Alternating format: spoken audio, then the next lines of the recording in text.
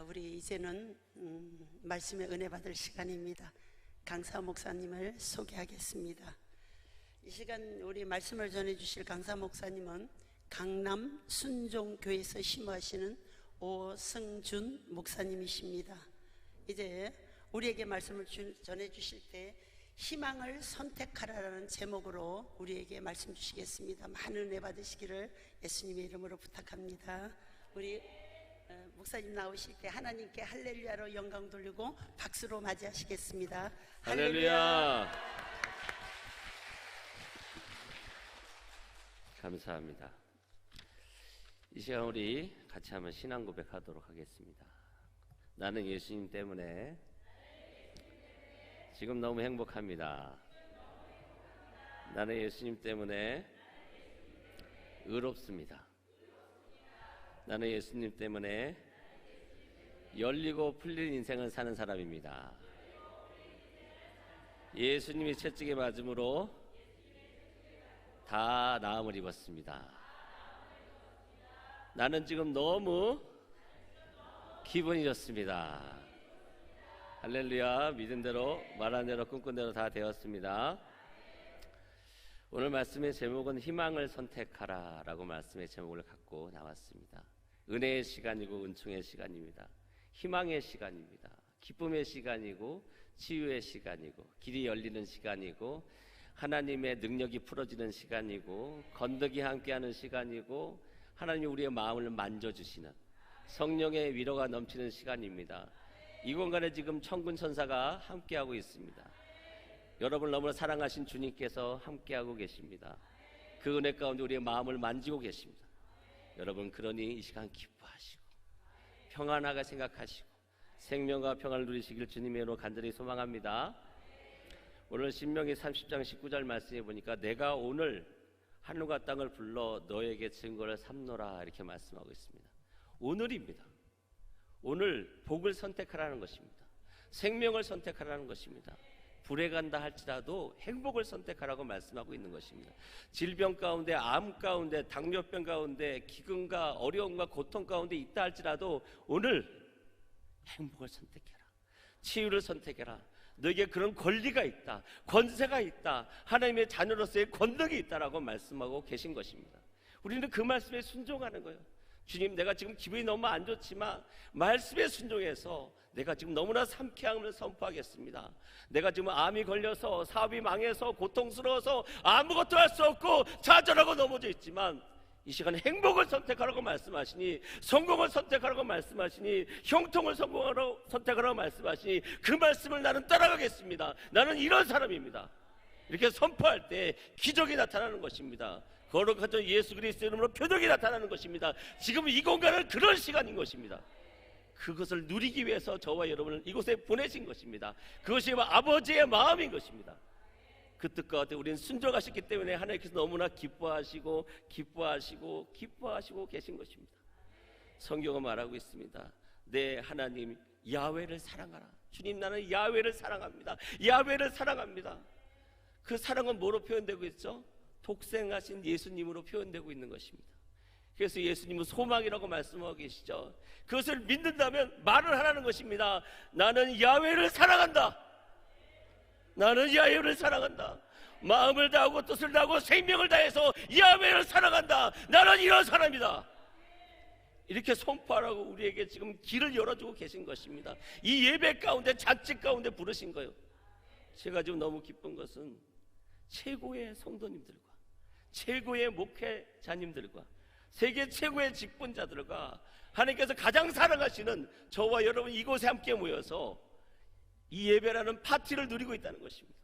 이 예배 가운데 하나님께서 기적을 나타내기를 원하시고 여러분의 마음의 소원을 들어주기 위해서 그분께서 지금 귀를 기울이고 계신다라고 말씀하고 있는 것입니다. 얼마나 행복한 시간입니까? 하나님께서 아브라함과 이삭과 야곱에게 약속하신 그 맹세의 땅을 저와 여러분에게 주셨다라고 말씀하고 있는 것입니다. 우리는 생명을 선택하는 것이고 장수를 선택하는 것입니다. 지금 비록 내가 질병에 있다 할지라도 나는 장수를 선택하겠다. 건강을 선택하겠다. 그것이 우리에게 주신 바로 은총이고 은혜인 것입니다. 오늘 나는 아고 안 믿어지네. 이것을 버리고 와, 다 믿어진다. 그런 시간으로 저와 여러분이 부르심을 받고 이 잔치에, 이 자리에 우리가 함께 있는 것입니다. 근데 우리에게 왜 이런 고통을 주시는 걸까? 고난을 주시는 걸까? 왜 어려움을 주시는 걸까? 왜 책망하셔서 나를 가난하게 만드시는 건가? 왜 저주와 재앙 가운데 있게 하시는 걸까? 왜 나를 피곤하게 하시는가? 그런 부분에 대해서 창세기 11장에서 우리에게 설명해 주고 있습니다. 창세기 11장 28절에 보니까 하라는 그 아비 데라보다 먼저 고향 갈대아 우르에서 죽었더라. 그러니까 갈대아 우르라는 우상을 섬기는 땅에서 하나님의 땅, 언약의 땅, 가나안 땅, 그 언약의 땅으로 가는 그 여정 안에서 하란이 죽었어요. 아브라함의 동생이 죽고 데라의 아들이 죽은 것입니다. 또 두 번째 보니까 11장 30절에 보니까 사레는 임신하지 못함으로 자식이 없었더라. 그러니까 분명히 예수님을 믿고 교회를 왔는데, 이곳에 가면 모든 문제 해결된다고 왔는데 사레가 불임이에요. 아브라함의 아내 사레가 불임인 것입니다. 또 데라는 아브라함이 그렇게 믿었던 그 정신적인 지도자였던 그 아버지는 가나안 땅 들어가지도 못하고 하란에서 죽습니다. 그리고 어느덧 창세기 10장 4절 보니까 아브라함의 나이가 75세가 됐습니다. 왜 이런 고통이 주어지고 있는가? 가나안 땅 언약의 땅으로 가는데 왜 이런 불행이 우리 가정에 찾아오는가? 오늘 주님은 말씀하고 있는 것입니다. 이제 너의 그 말의 언어를 바꿔라. 창세기 11장 28절, 30절, 32절 거기서는 그 언어를 버리라라고 말씀하고 있는 것입니다. 그 아버지 동생이 죽었습니다. 왜 우리 가정에 내가 사랑하는 동생이, 왜 나의 아들이 죽었는가? 그것을 원망하지 말라는 것입니다. 왜 나의 아내는 불임인가? 그런 언어를 사용하지 말라는 것입니다. 왜 나의 아버지 데라는 가나안 땅으로 나를 이끌지도 못하고 이렇게 나에게 고통만 남겨주고 돌아가셨는가? 왜 내 나이는 75세나 되었는가? 이런 언어들을 버리라는 것입니다. 이제 우리의 언어들을 창세기 12장 1절, 2절, 3절의 말씀으로 옮기라라고 말씀하고 있는 것입니다. 언어를 바꿔야 됩니다. 하나님의 말씀을 묵상함으로 예방 언어로 바꿔야 됩니다. 소망이라는 희망을 선택하고 그 언어로 우리 언어를 바꿔야 되는 것입니다. 말씀하셨던 것처럼 창세기 10장 1절에 보면 야훼께서 아브라함에게 이르시되 너는 너의 고향과 친척과 아버지 집을 떠나 내가 내게 보여줄 땅으로 가라. 우리는 말합니다. 이런 불행이 찾아온 것이 고향, 환경 탓이다. 고향 탓이다.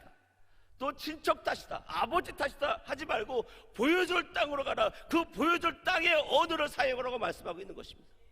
왜 이런 불행이 찾아오는가? 왜 동생이 죽어야 마는가? 왜 나의 아내는 불임일 수밖에 없는가? 왜 사업이 안 되는가? 왜 질병 가운데 있는가? 왜 어려움 가운데 있는가? 이런 단어를 버리고 보여줄 땅의 언어를 사용하라는 것입니다. 그렇지, 나는 꿈을 향해 나간다.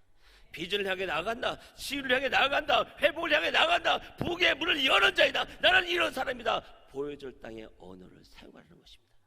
이제 언어를 옮겨라. 그 세상의 언어를 버리라라고 말씀하고 있는 것입니다. 우리 하나님 말씀은 살아있습니다. 세상의 말씀처럼 죽어있는 문자가 아닙니다. 살아있습니다. 고통이 다가올 때마다 이사야서 41장 10절에 말하고 있습니다. 두려워하지 말라. 고통이 다가올 때마다 두려워하지 말라. 질병이 다가올 때마다 두려워하지 말라. 이 소망의 말씀, 이 보여줄 땅의 말씀을 사용하라고 우리에게 말씀하고 있는 것입니다. 내가 너와 함께함이라. 놀라지 마라. 나는 내 하나님이 됨이라. 하나님 지금 부도가 났습니다. 너는 나는 내 하나님이 됨이라. 이 언어를 사용하라고 말씀하고 있는 것입니다. 너무나 힘든데요. 놀라지 말라. 이 단어를 사용하라는 것입니다. 하나님 말씀은 살아있고 성취되어 있기 때문에 불평과 불만의 언어를 쏟아내지 말고 이 성경의 말씀, 이 말씀을 주야로 묵상하고 너의 입에서 떠나지 말게 하라는 것입니다. 그렇게 우리가 말씀을 해주고 있는 것이죠. 그러면서 또 잠언서 16장 3절을 말씀하고 있습니다. 너의 행사를 여호와께 맡기라. 내가 경영하는 것이 하나님께서 다 이루시겠다라고 말씀하고 있는 것입니다. 사업이 안 됩니까? 경영이 안 됩니까? 그러면 이 말씀을 묵상하는 거예요. 나의 언을 여기에 고정하는 것입니다. 너의 행사는 나의 모든 행사를 여호와께 맡겼다. 여호와께 맡겼다. 여호와께 맡겼다. 이 말씀을 붙잡고 몸부림치는 것입니다. 왜? 이 말씀은 살아있으니까. 말씀은 하나님이시니까. 그래서 오늘 이 말씀을 붙잡고 할 때 그분께서 경영해 나가시는, 야훼 하나님께서, 성령께서 경영해 나가시는 것을 보게 된다고 말씀하고 있는 것입니다. 기적의 시간, 너의 사업장에 기적이 일어난다, 너의 일터에 기적이 일어난다, 너의 가정에 표적이 나타난다고 말씀하고 있습니다. 하나님의 말씀은 살아있습니다. 죽은 문자가 아닙니다. 그래서 말씀이 육신이 되어 오셨습니다. 우리가 선포할 때마다 그 말씀에 기적이 나타나는 것입니다. 하나님께서 기뻐하시는 것입니다. 계속해서 창세기 22장 14절에 보면 야훼 이래, 야훼께서 준비하신다. 그렇죠? 여호와의 산에서 야훼의 산에서 야훼께서 준비하신다라고 말씀하고 있는 것입니다. 또 이사야서 53장 3절 5절은 뭐라고 말씀하고 계십니까? 그가 채찍에 맞음으로 우리는 나음을 입었다. 아프십니까? 그가 채찍에 맞음으로 나음을 입었다. 우리가 텔레비전 보면서 이렇게 하면 건강해질까, 저렇게 하면 건강해질까, 다른 사람들의 말을 듣고 이렇게 하면 건강해질까, 저렇게 하면 건강해질까, 그런 거 다 버리고 이 말씀 하나 붙잡고 그가 채찍에 맞음으로 나는 나음을 입었다. 남의 당뇨가 치료됐다, 대상포진이 치료됐다, 우리 관절염이 다 치료됐다, 신경통이 다 치료됐다, 이 모든 관절과 골수가 주원해서 강건하다, 채찍에 맞음으로 나는 이걸 누릴 나에게 자유가 있다. 그렇게 선포할 때마다 기적이 나타나는 것입니다. 아브라함은 끊임없이 자기 아내가 불임인 그 모습을 보면서 왜 당신은 이렇게 불임이야, 왜 애를 못 낳아, 이 말씀으로 이것 때문에 살아가는 것이 아니라 사라를 볼 때마다 내가 너로 큰 민족을 이루게 하리라. 하늘의 별처럼 바다의 모래처럼. 그렇지, 저 사라의 배에서 아이가 숭덩 덜컥 숭덩 덜컥 나오겠구나. 그러니까 아내가 너무 사랑스러운 거예요. 너무 사랑스러워. 그 아내를 볼 때마다 기쁨이 넘치는 거예요. 말씀을 선포하니까 주님의 희락이, 성령의 희락이 그 아브라함의 마음에 가득 넘치게 돼요. 그 희락의 말씀이, 그 희락이 사례를 젊게 만드는 거예요. 젊게, 점점점 젊어지는 거예요. 그래서 세상 모든 사람들이 창세기 11장 말씀을 통해서 너희 동생 죽었지, 아들 죽었지, 아내는 불임이지, 너희 아버지 데라도 죽었지, 넌 75세지, 너는 저주받은 인생이야, 재앙의 인생이라고 말할 때마다 그런 창세기 12장 2절 말씀을 통해서 주님께서 내게 복을 주셨다, 내 이름을 창대하게 하셨다, 나로 말미암아 모든 족속이 복을 받게 될 것이다, 주님은 나의 편이시다. 옆에서 조롱합니다. 말도 안 되는 말 하지마. 그래도 나는 복받은 사람이야, 나는 복의 근원이야, 나를 통해 마음이 복을 받게 돼. 그 말씀으로 씨름했다 이 말입니다. 야곱이 약복강가에서 씨름했듯이 그도 또한 그렇게 그 말씀을 붙잡고 씨름을 하고 있는 것입니다. 이 성경을 붙잡고 씨름을 하는 거예요. 야곱이 씨름을 하듯이 우리는 말씀과 씨름을 하는 것입니다. 그래서 아브라함의 삶에 그 현실에 펼쳐진 그 야훼, 왜 그런 삶의 창세기 11장의 삶이 펼쳐졌는가? 바로 너의 말 때문이다 라고 말씀하고 있는 것입니다. 너의 말이 바로 현실을 만들고 있다는 것입니다. 우리가 잘 아는 것처럼 데라, 갈대우르에서 우상을 섬기는 사람이었습니다.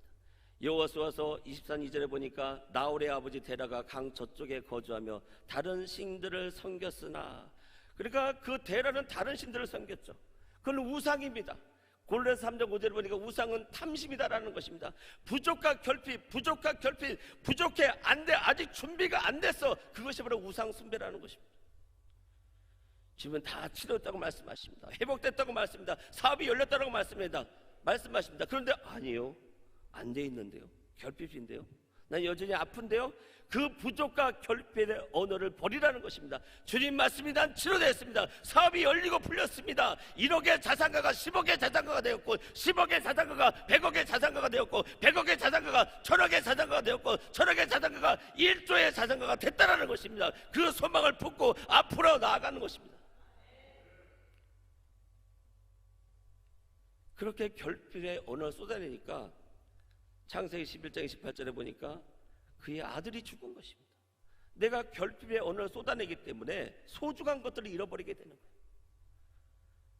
건강도 잃어버리고, 재정도 잃어버리고, 젊음도 잃어버리고, 꿈도 다 잃어버리게 되는 것입니다. 끊임없이 그 부정적인 언어 때문에 그렇게 소중한 것들을 잃어버리고 있다고 말씀하고 있는 것입니다. 우리는 이 말을 조심해야 됩니다. 말을 조심해야 됩니다. 우리가 어떻게까지 말을 조심해야 되는가? 표면적으로 드러나는 말은 이거 부정적인 언어구나 쉽게 알아볼 수 있습니다. 그러나 누가복음 18장 9절에 보니까 또 자기를 의롭다고 믿고 다른 사람을 멸시하는 자들에게 자들의 이 비유로 말씀하실 때 바리새인이 말합니다. 누가복음 18장 11절에 보니까 나는 다른 사람들 곧 토색 불이 가늠하는 자들과 같지 아니하고 이 세리와도 같지 아니하면 감사합니다. 자기를 의롭다고 말하고 그렇게 믿고 있는 사람이 다른 사람을 멸시한다는 것입니다. 그러니까 멸시한다는 건 뭐죠? 부정적인 말을 하고 있다는 거예요. 자기의 정당성이 확보되어 있습니다. 나는 간음하지 않았어. 근데 남편은 외도를 한 거예요. 아내는 간음하지 않았기 때문에 남편을 향해서 당신 어떻게 그럴 수 있어? 그렇게 말하는 것에 대해서 성경은 뭐라고 말씀하고 있냐? 교만하다라는 것입니다. 내가 정당할 때 누군가 판단하고 정죄한다 이 말입니다. 제가 하루는 새벽에 유튜브 영상을 보고 있었습니다. 그러면서 제가 아내에게 이런 말을 했습니다. 사모에게. 왜 나는 새벽에 유튜브 영상 보면 안 돼? 저는 정당하다고 생각하고 그 말을 했는데 성령께서 마음에 해주시는 겁니다. 그런 말도 하면 안 된다. 네가 그런 말을 할 때마다 너는 기회를 놓치게 될 것이고 만남의 축복을 멀어질 것이고 너에게 다가왔던 축복은 멀리 도망가게 될 것이다라는 것입니다. 그런 사소한 것 같은 그런 부정적인 말이 나의 시간을 딜레이시키고 있다. 내가 나의 세월을 까먹고 있다라고 말씀하고 있는 것입니다. 이 바리새인도 그렇게 생각했겠죠. 나는 11조도 드리고 금식도 하는데 다른 사람을 멸시하는 말을 해요. 저도 그럽니다. 어떤 식당에 갔을 때 어떤 아이가 막 떠들면서 음식을 먹으면 나도 모르게 툭 말이 나오죠. 애들 교육을 어떻게 시킨 거야? 저는 단순하게 그럼 이런 건 당연히 할 수 있는 거 아닌가? 근데 성령께서 싫어하신다.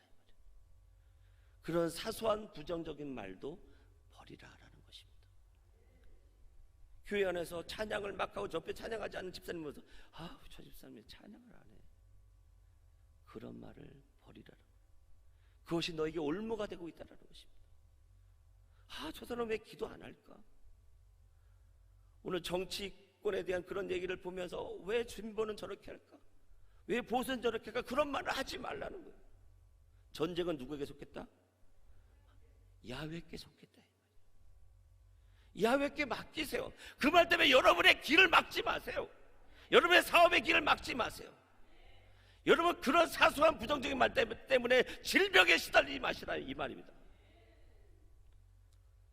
이 사람은 간음을 하지 않았기 때문에 상대방을 향해 조롱하고 있는 것입니다. 불의를 범하지 않았기 때문에 상대방은 불의를 범한 사람 보면서 판단하고 정죄하고 있다는 것입니다.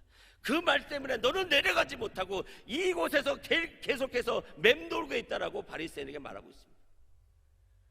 그러나 그 세리는 나는 죄인입니다. 그렇게 하나님께 말씀하고 있다 이 말이죠. 그러니까 응답을 받은 거예요. 그래서 세리는 어떻게 해요? 내려가죠. 사역의 자리로, 사명의 자리로, 주님의 영광을 나타낸 자로 내려갑니다. 그러나 바리새인은 못 내려가요. 계속 거기에서 인생의 쳇바퀴를 돌고 있는 것입니다. 그래서 우리는 내가 정당성이 확보됐을 때 특히 더 말을 조심해야 된다. 예를 들어서 공원에 갔는데 강아지를 어떤 이렇게 데리고 산책을 하는 분이 있는데 강아지가 응가를 쌌는데 그거를 잘 이렇게 비닐봉지에 싸가지고 이렇게 해서 이렇게 가져가면 되는데 슬쩍 가요. 그럼 나도 모르게 저런 그런 말 할 필요가 없다고. 그런 말이 나를 병들게 하는 거예요. 나의 가는 사업의 길을 막는다 이 말입니다. 그래서 시편 140편 5절에 보니까 교만한 자가 나를 해하려고 올무에 줄을 놓으며 길 곁에 그물을 치며 함정을 주었다. 그러니까 뭔가 반복적으로 나의 아내가 나의 남편이 뭔가 반복적으로 빠지는 함정이 있어요. 그 그물이 있어요. 그러면 내가 보호할 수 있는 언어, 예방언을 통해서 그런 일이 반복되지 않도록 막아줘야 되는데 어디 한번 걸리면 보자 그래요. 그 빠지는 걸 뻔히 보면서 지켜보고 있는 거예요. 그래서 성경은 뭐라고 말씀하고 있습니까? 예방 언어를 사용해 주라 이 말이에요. 술을 많이 먹어요. 그리고 또 우산도 놓고 다녀요. 그러면 너는 왜 그렇게 우산을 놓고 다니? 남편을 향해서 핀잔할 것이 아니라 당신은 너무나 하나님의 사랑을 받는 사람이기 때문에 오늘 우산을 꼭 가지고 옵니다. 근데 안 갖고 왔어. 그래서 가지고 왔습니다. 안 갖고 왔다고 안 갖고 왔다 하는 순간 하나님께서 야훼께서 들으시고 성령께서 들으시고 그래 네 말대로 해줄게. 내가 원하는 소망이 있으면 그 소망을 말하는 거예요. 부정적인 말을 하려고 하는 그 입을 막고 그 소망을 말하기 위해서 분투하셔야 돼요.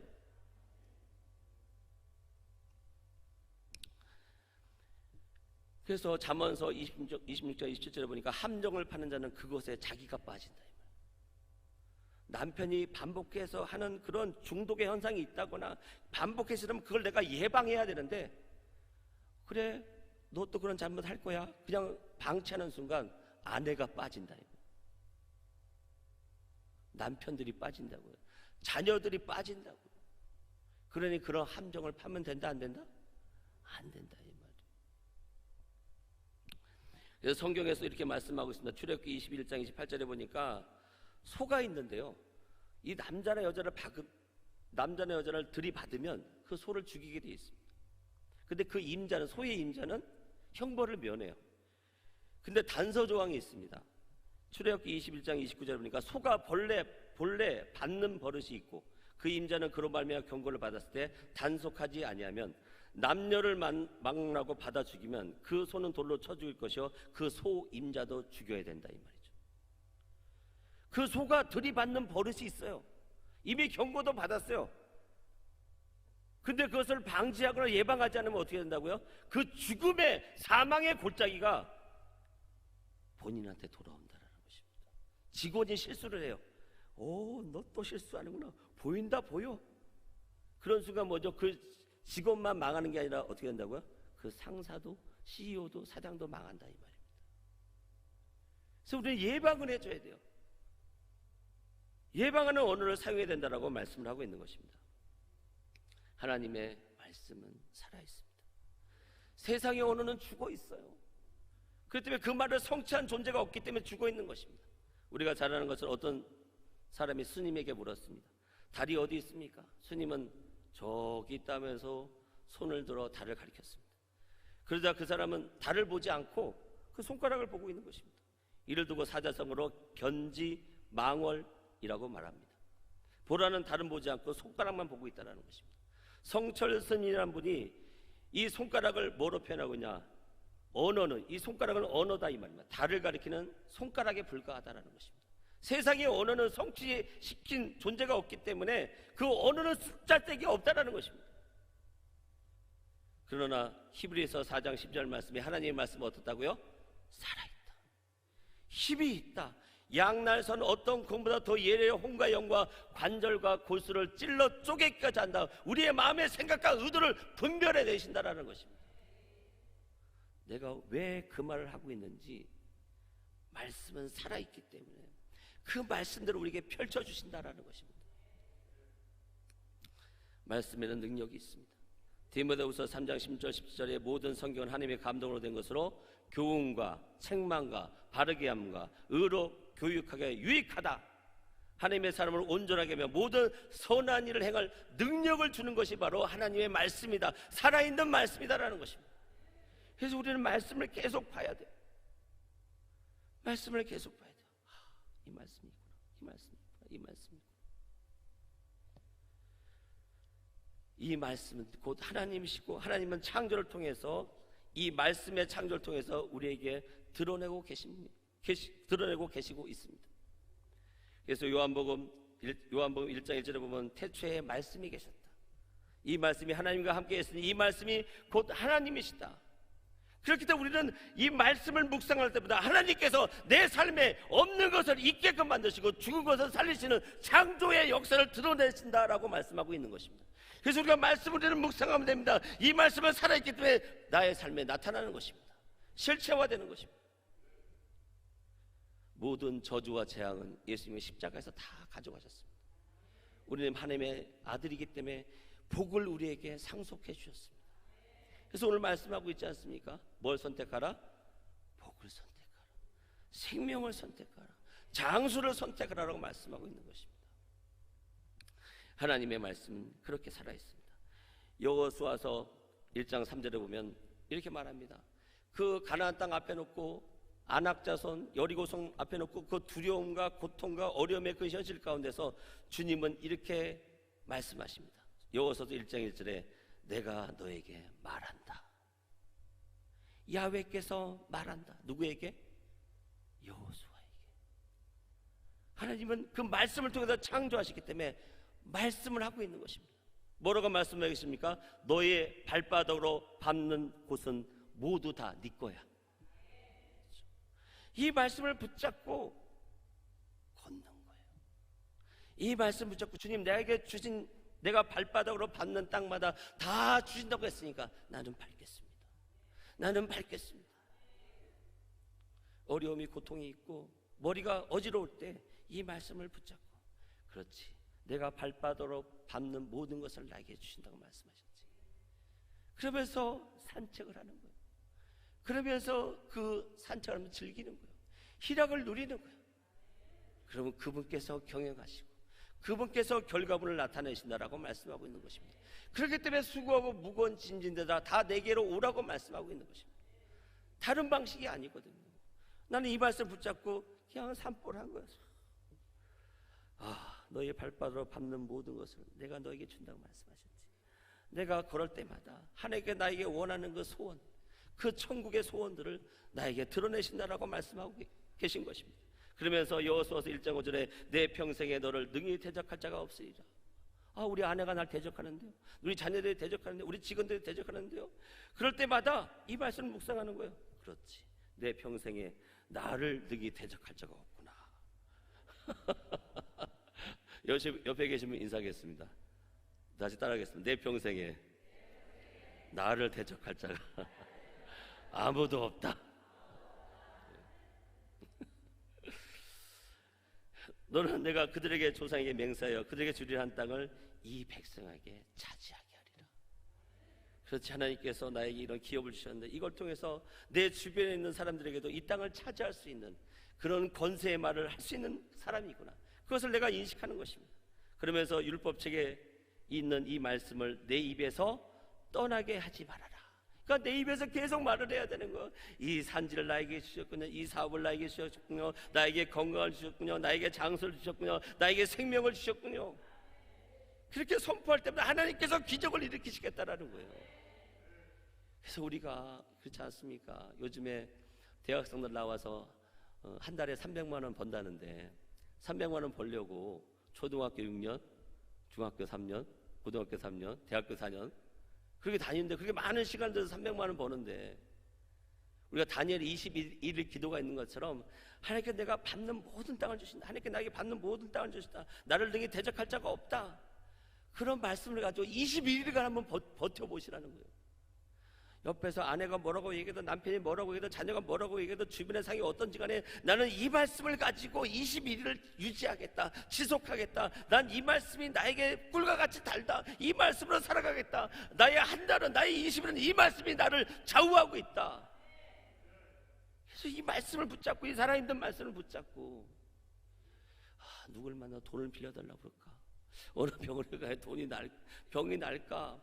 이런 생각하지 말고 이 말씀을 붙잡고 기도를 올라오셨잖아요. 이 말씀 붙잡고 밥 먹으면서도 그렇지, 내가 밟는 땅을 모두 다 주시는구나.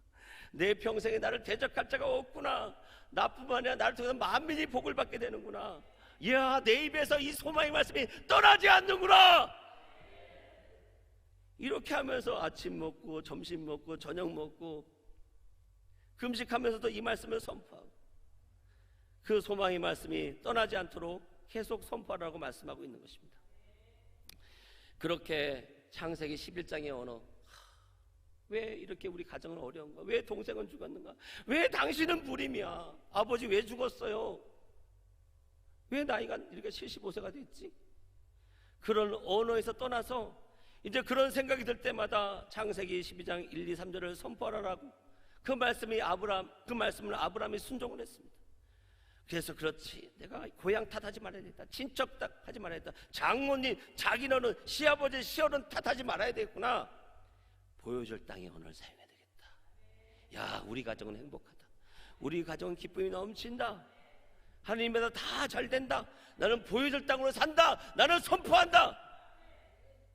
그리고 큰 민족을 이뤘구나, 나는 복을 받은 사람이구나, 내 이름은 창대하구나, 나를 축복한 자를 축복해 주시고 나를 저주한 자를 저주해 주시는구나, 주님은 내 편이시구나. 네. 그런 언어를 사용하니까 창세기 10장 5절에 아브라함이 그의 아내 사레와 조카 롯과 하란에서 모은 모든 소유와 얻은 사람을 이끌고 가나안 땅으로 가려고 떠나서 마침내 가나안 땅에 들어갔더라.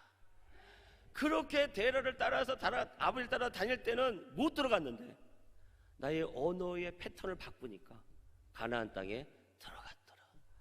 그리고 언어의 이 타임만 바꾸시면 이 창세기 12장 1, 2, 3절의 이 내용을 가지고 모든 문제와 모든 부정적인 언어가 모든 무시와 옵션이 들어올 때마다 이 말씀을 선포하면 여러분의 사업이 열린 것을 보게 된다 이 말이에요. 질병이 치유된 걸 보게 된다 이 말이죠. 암 그까이 거 아무것도 아니다, 당뇨 고혈압 아무것도 아니다. 저는 계속해서 얼굴을 보면서 요 밑에 주름이 생겼거든요. 그러면 주름을 보면서 어쩜 이렇게 피부가 좋냐, 어쩜 이렇게 20대 같은 피부냐. 그리고 나는 어쩜 이렇게 날씬할까.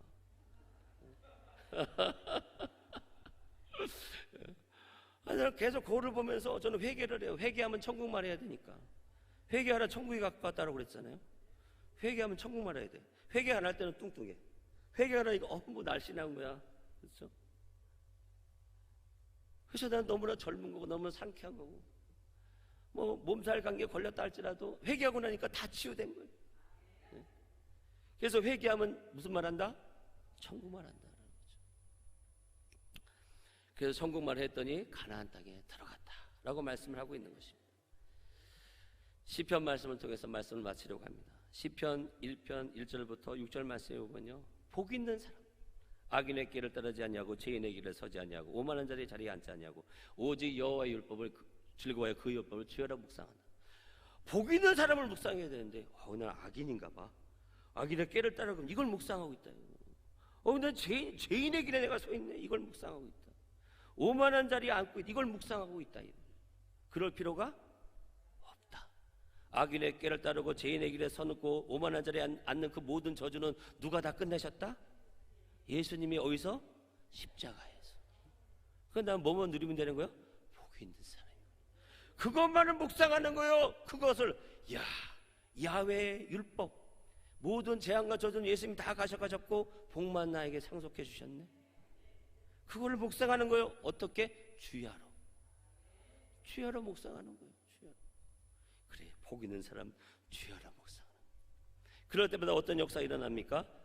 그는 시냇가에 심은 나무가 철을 따라 열매를 맺으며 그 잎사귀가 마르지 않는다 이 말이죠. 그가 하는 모든 일이 다 형통하다 이 말이에요. 근데 자꾸 나는 바싹바싹 말라가는가, 하늘이마다 망하는가. 복 있는 사람을 묵상해야 되는데 나는 죄인인가며 악인인가며 어쩌면 이렇게 닮았냐, 이걸 묵상하니까 그렇게 어려움이 도래한다. 창세기 11장을 버리고 창세기 몇 장으로 와야 된다? 12장으로 가야 된다. 그 언어 패턴으로 돌아와야 된다라고 말씀하고 있는 것입니다. 여러분, 악인은 그렇지 않아요. 끝끝내 고집을 해요. 그렇기 때문에 바람에 나는 겨와 같은 거예요. 예수님이 복 있는 사람을 말씀하고 있는데 아니야, 난 악인이야, 나 겸손해, 나 죄인이야, 나 오만한 자야. 회개했으면 어떤 말 해야 된다고요? 복 있는 사람이라고 천국말 하셔야 된다고. 예? 천국말. 그렇기 때문에 악인은 심판을 견디지 못하는 거예요. 죄인들의 의인들의 모임에 들지 못하는 거예요. 모든 의인들의 길은 야훼께서 인정하신다. 옆에 계신 하고 인사 나누겠습니다. 당신은 예수님이 인정하는 의인입니다. 행복한 사람입니다. 오늘 이 말씀을 붙잡고 너무 기뻐서 몸부림치시는 저와 여러분들 간절히 소망합니다. 이 시간 우리 찬양, 우리 아까 우리 삼명용사 순종 찬양 때문에 했던 그 찬양하고 이 시간 주여 삼창하고 통성으로 기도하는 시간 갖도록 하겠습니다.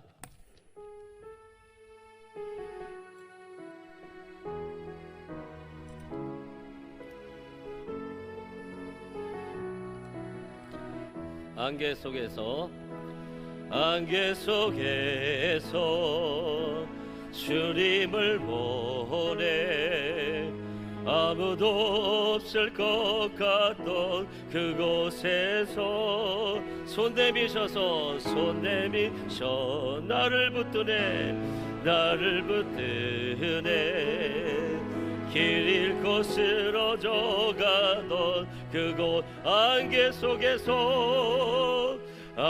속에 주님을 보내 아무도 없을 것 같던 그곳에서 손 내미셔 나를 붙드네 길 잃고 쓰러져가던 그곳에 주 말씀하시네 내 손 잡으라고 내가 곧 길이 오실리 생명이래 나 그 길을 보내 주 예비하신 곳 다른 길로 돌아서지 않으리 예수의 길 그 좁은 길 나를 건네 주 손잡고 그 무엇도 두렵지 않네 주님 주신 약속 내게 있으니 세상의 길 그 험하게 승리하네 성령으로 그 무엇도 바라지 않네 저 하늘에 내 손 한번 더 하겠습니다. 예수의 길 그 좁은게 나를 건네 주 손잡고 그 무엇도 두렵지 않네 주님 주신 약속 내게 있으니 세상의 길 그 험하게 승리하네 성령으로 그 무엇도 바라지 저 하늘에 한 번 더 하겠습니다. 예수의 길 아멘 그 좁은 길 나는 건네 제 손잡고 그 무엇도 두렵지 않네 그 무엇도 두렵지 않네 주님 주신 약속 내게 있으니 세상의 길 그 험하게 승리하네 성령으로 그 무엇도 바라지 않네 저 하늘에 내 소망 이 시간 주여 세 번 외치고 드리겠습니다. 주여